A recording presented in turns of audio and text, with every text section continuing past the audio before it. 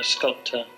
I work directly with the land, working with materials I find in the landscape, whether it be Japan, the North Pole, but it's the landscape around my home that's the most important to me, and it's that landscape to which I keep returning and is the place that I can learn most about nature and my relationship with it.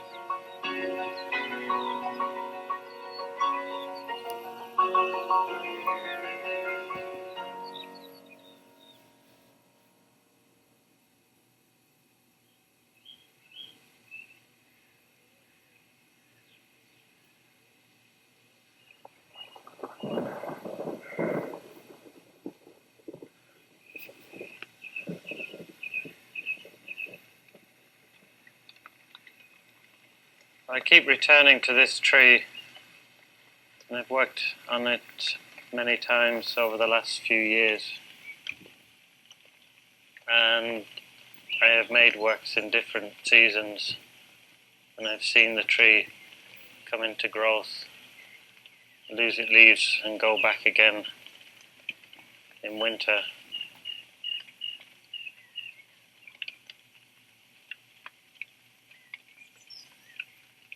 There's one in autumn that I made with orange leaves, a meandering line on the trunk.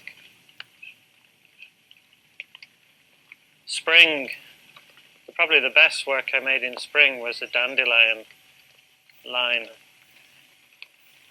First I had to wait for the dandelions to open, which they don't do immediately. They open if it's a sunny day. And I collected the dandelions and laid them on top of the branch, drawing the top edge. Cattle have been in the field, and they tend to congregate underneath the tree. You can see the worked mud. And so there have been days when I've come here to work, and then the cattle have been attracted to me whilst I've been here, and they're trying to eat the things I'm making, and that I had to abandon the work that day. And I was trying to make something that would somehow involve the cows, but it was a bit beyond me.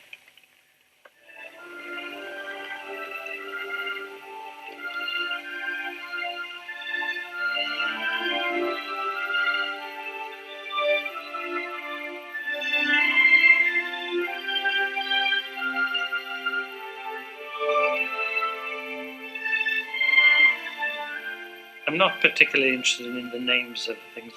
I do, in the course of work, get to know the name of the trees and certain birds and the fish and such like, but it's not paramount. I'm also attracted to those materials that are very common, as I like the idea of finding richness and extraordinary things in those things not considered to be extraordinary.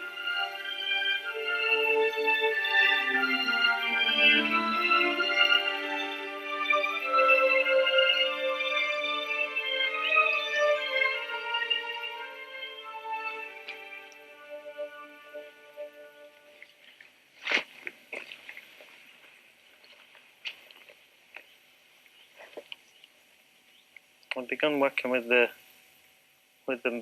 mud that the cattle have made. I mean, they have made it, because it's usually hard and compacted here and difficult to work with, and it's good stuff. The whole has become for me that entrance through which life ebbs and flows, and many of the works have actually been holes looking in to the tree, looking through the tree, the black penetrating the tree and drawing the eye and the mind into the tree. People don't realize that there is a strong social nature to my art, because I believe the British landscape there is a social nature to it.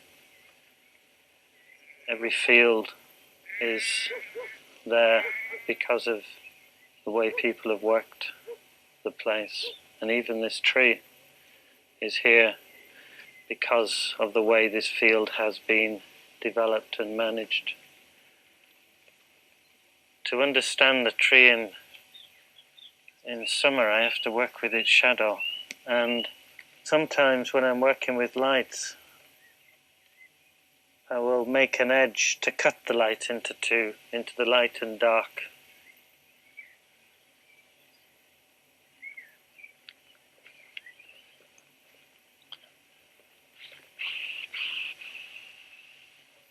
I think I'm going to extend the line. It's working quite well. In fact, from further away, the line becomes even stronger, which is great. As you step back from here and look at it, you know, all the effort, all the work, the mud quietens down, and so this black becomes stronger. As Whistler, I think, said about painting, that a painting is unfinished until all trace of the effort of its making has been removed, and I often think about that with my work.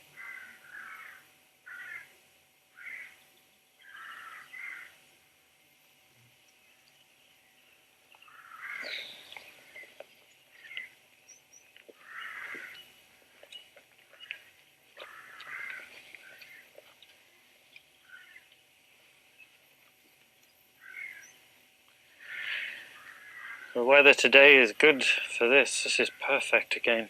The earth is moist, which is obviously a good thing. But it's not raining too heavily. If it rained very heavily, that's going to be the biggest problem today. If the rain comes up again and strong, it's going to wash this off.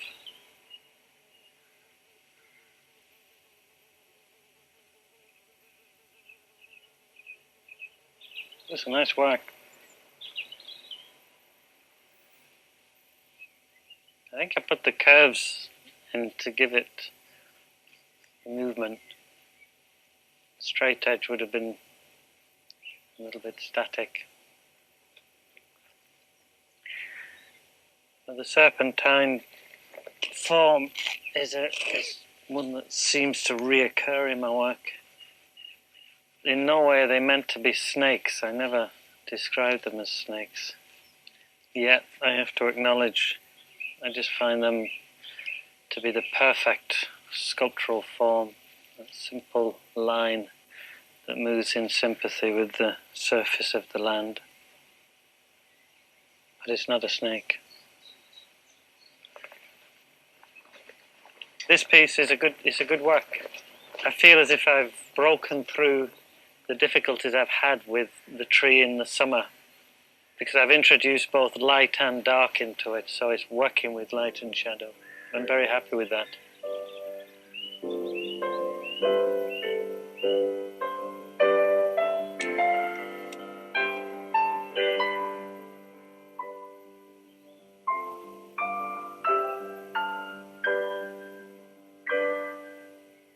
Into a quarry for the final Stonewood Water on Monday evening at 7:20 here on BBC Two. And there's another work of art under discussion next.